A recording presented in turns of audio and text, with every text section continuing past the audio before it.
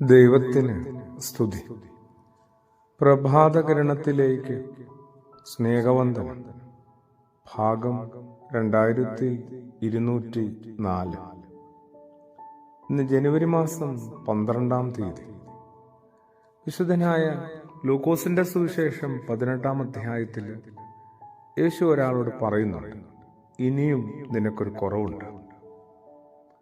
എല്ലാ മനുഷ്യരും എപ്പോഴും എണ്ണി തിട്ടപ്പെടുത്തുന്നുണ്ട് അവനവൻ്റെ കൂടുതലുകളെ, അവനവൻ്റെ ബലങ്ങളെ. അതിലിങ്ങനെ അഭിരമിച്ച്, അതിലിങ്ങനെ പ്രശംസിച്ചും ആത്മഹർഷത്തിൽ ഏർപ്പെട്ടും ഒരു പരിധിക്കപ്പുറത്ത് അഹങ്കരിച്ചുമൊക്കെയാണ് ഓരോ മനുഷ്യ ജീവിതങ്ങളും ഓരോരുത്തരും നയിക്കുന്നത്. ഇതിനിടയിലാണ് ഒരുവനോട് പ്രത്യേകമായി യേശു പറയുന്നത്, ഇനിയും നിനക്കൊരു കുറവുണ്ട്. അവനവൻ്റെ കുറവുകളെക്കുറിച്ച് കുറെ കൂടി ഒന്ന് ബോധ്യപ്പെടാനായിട്ട് ശ്രമിച്ചാലോ. എല്ലാവരുടെയും കുറവുകളെ കാര്യമായി ചെയ്യുന്ന, അന്വേഷിക്കുന്ന, കണ്ടെത്തുന്ന, അതിലിങ്ങനെ ഭൂമിയിലൂടെയും വായുവിലൂടെയും കാര്യമായി പ്രചരിപ്പിക്കുന്ന വലിയ തിരക്കുകൾ ഏർപ്പെട്ടിരിക്കുന്ന ഞാനും നമ്മൾ ഓരോരുത്തരും എപ്പോഴെങ്കിലും ഒന്ന് സ്വസ്ഥമാകുന്ന നല്ലതാണ്. എന്നിട്ടോ അവനവൻ്റെ കുറവുകളിലേക്ക് ഒരു എത്തിനോട്ടത്തിന് സാധ്യതയുണ്ടോ? അത്ര എളുപ്പമല്ല. എന്തായാലും ഭൂമിയിലെ വളരെ പ്രഗത്ഭനായ ശില്പിക്ക് ഒരു രഹസ്യ അറിയിപ്പ് കിട്ടി. മരണത്തിന്റെ ദൂതൻ തന്നെ തേടി പുറപ്പെട്ടിട്ടുണ്ട്. കണ്ടെത്തരുത് എന്ന് നല്ല ശാഠ്യമുള്ളത് കൊണ്ട് ശില്പി തന്നെ പോലെ തന്നെ 11 പ്രതിമകൾ ഉണ്ടാക്കി. എന്നിട്ട് അതിനിടയിൽ താനും കയറി അങ്ങനെ 12 പ്രതിമകൾ നിരന്ന് നിൽക്കുകയാണ്. മരണത്തിന്റെ ദൂതൻ രാവിലെ എത്തിയതാണ്.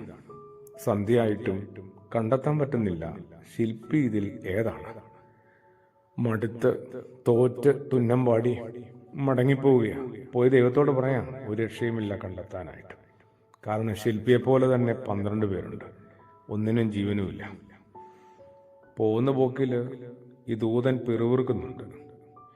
എന്നാലും എല്ലാം ഒരുപോലെ ആവുമ്പോഴും എന്തെങ്കിലുമൊക്കെ ഒരു പോരായ്മ ഉണ്ടാവണ്ടേ ശില്പങ്ങൾക്ക്.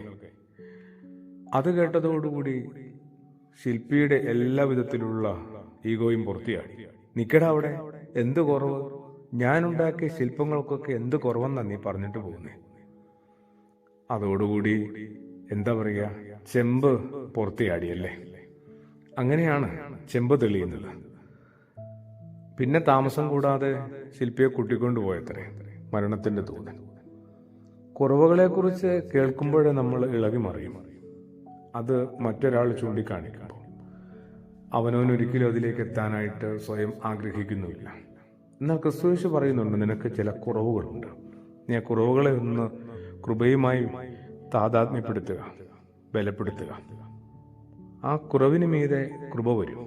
അതിനുവേണ്ടി നമുക്ക് നമ്മളെ തന്നെ ഒന്ന് ഒരുക്കിയെടുക്കാം പ്രാർത്ഥനയോടുകൂടി. ആമേൻ.